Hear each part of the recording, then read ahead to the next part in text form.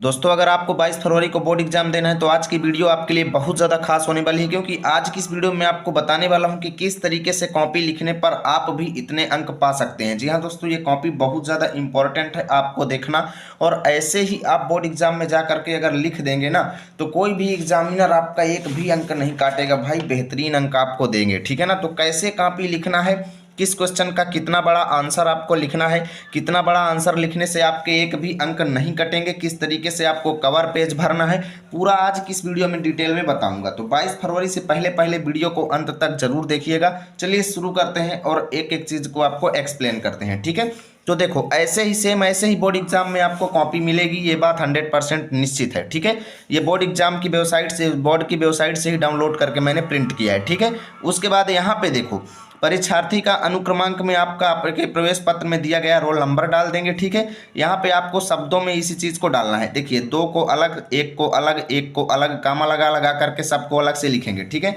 लाख और करोड़ में नहीं जाएंगे, ध्यान देना। ठीक है, उसके बाद देखो विषय में हिंदी लिखेंगे, प्रश्न पत्र में केवल एक लिखेंगे। प्रश्न पत्र पर अंकित संकेतांक में आप लोग को ये पेपर मिलेगा ऐसे। ठीक है, ऐसे पेपर मिलेगा, वहां पर साइड में ये कोड डाला रहेगा, सेम इसी कोड को यहाँ पर डाल देना है, बिल्कुल भी गलत नहीं करना है। ये वाला कोड यहाँ पे मत डालिएगा, ध्यान दीजिएगा। ठीक है, आपको ये वाला कोड डालना है। उसके बाद यहाँ पे दिन में गुरुवार डाल देंगे, परीक्षा तिथि में 22 फरवरी, प्रथम पाली लिख देंगे। ठीक है, केंद्र का नाम यानी आपका जहां भी सेंटर जाएगा उस कॉलेज का नाम यहाँ पे लिखना है, अपने कॉलेज का नाम मत लिखना। ठीक है, ये हो गया बेसिक जानकारी इतना। तो उसके बाद नीचे की ये दो लाइनें छोड़ देना, बिल्कुल भी कुछ करना नहीं, ऊपर ये लाइनें सब वो लोग करके आपको देंगे। ठीक है, उसके बाद चलते हैं आगे और दिखाते हैं कि किस प्रकार के क्वेश्चंस का आपको कैसे आंसर करना है ताकि आपको फुल अंक मिले।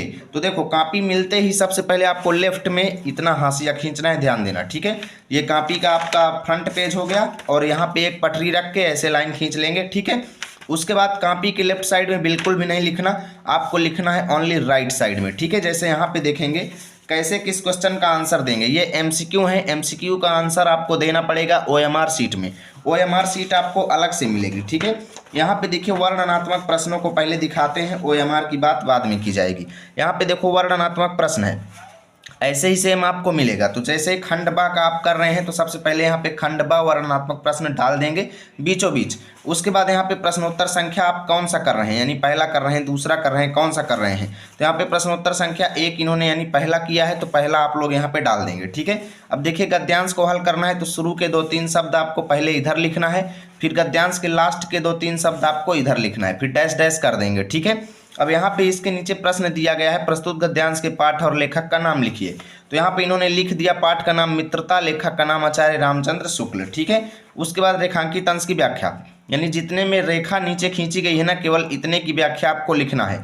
जैसे देखिए, अंत में होते होते तुम भी बुराई के भक्त बन जाओगे, अतः हृदय को उज्जवल और निष्कलंक रखने का सबसे अच्छा उपाय यही है कि बुरी संगति की छूत से बचो। ठीक है, तो यहाँ पे इन्होंने लिख दिया कि लेखक कहते हैं कि जब कोई व्यक्ति बुराई करना शुरू कर देता है तो शुरू से लेकर अंत तक में वह स्वयं बुराई का भक्त बन जाता है। इसलिए लेखक कहते हैं कि यदि हम अपने हृदय को साफ सुथरा एवं कलंक रहित रखना चाहते हैं तो इसके लिए हमें बुरी संगति से दूर रहना चाहिए, अर्थात बुरे लोगों का साथ नहीं करना चाहिए।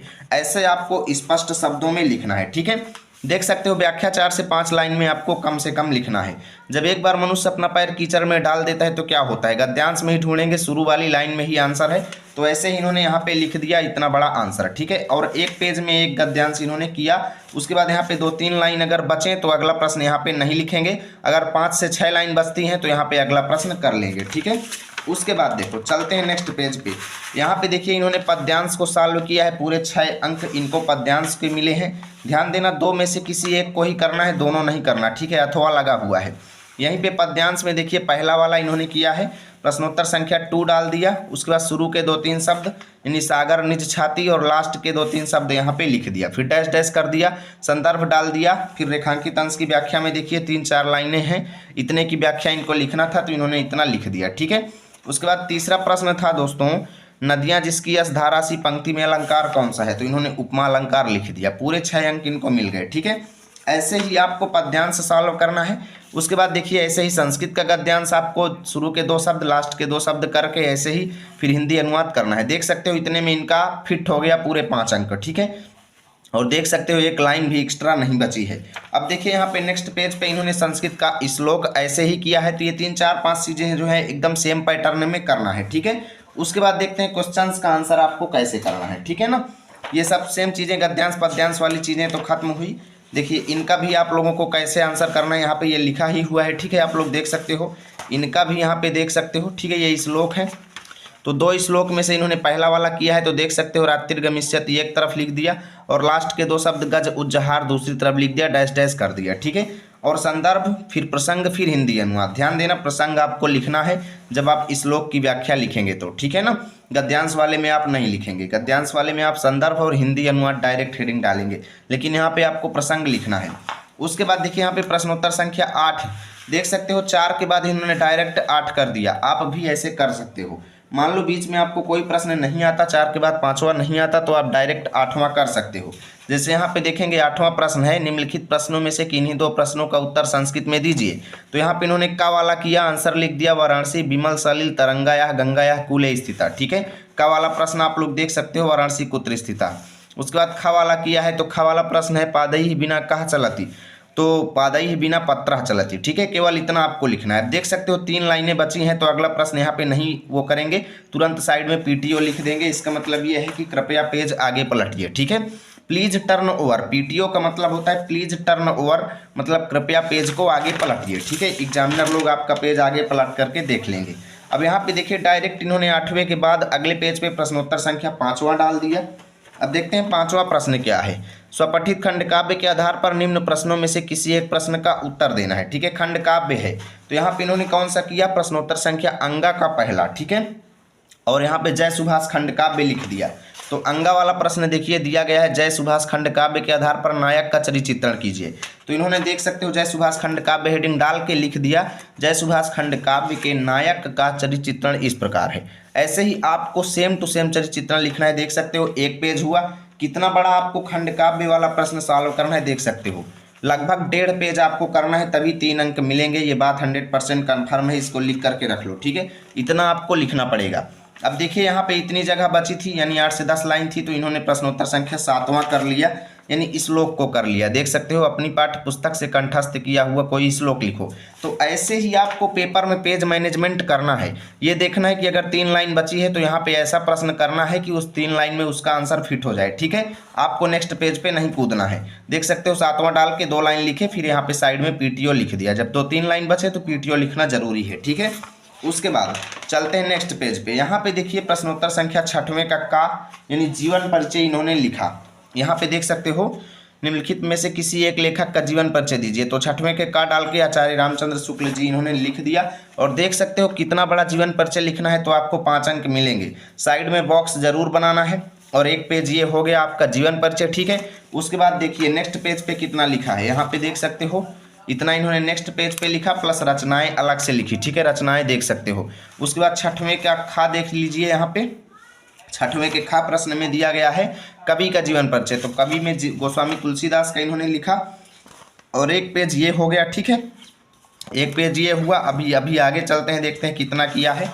नेक्स्ट पेज पे आए तो देख सकते हो इतना इन्होंने यहाँ पे किया है। और ये 7 से 8 या 5 से 6 रचनाएं आप लोगों को लिख देना है, ज़्यादा टाइम व्यतीत नहीं करना है।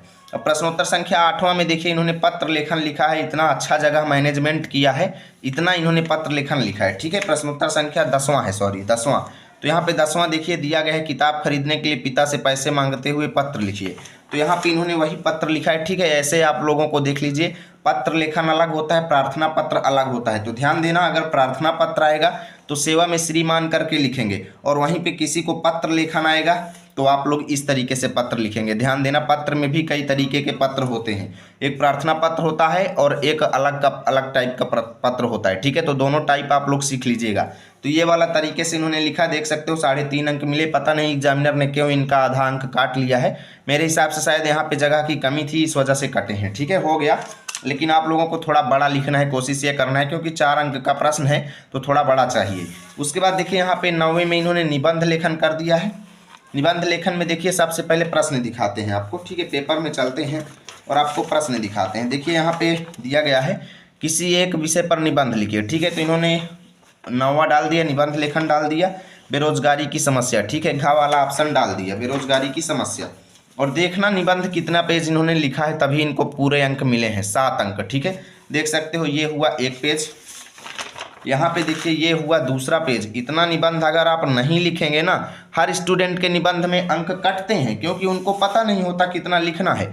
देख सकते हो ये दूसरा पेज, ये देख सकते हो तीसरा पेज। एक हेडिंग में एक पेज कम से कम आपको लिखना है भाई, नहीं निबंध में अंक कटने ही कटने हैं, ये बात 100% तय है।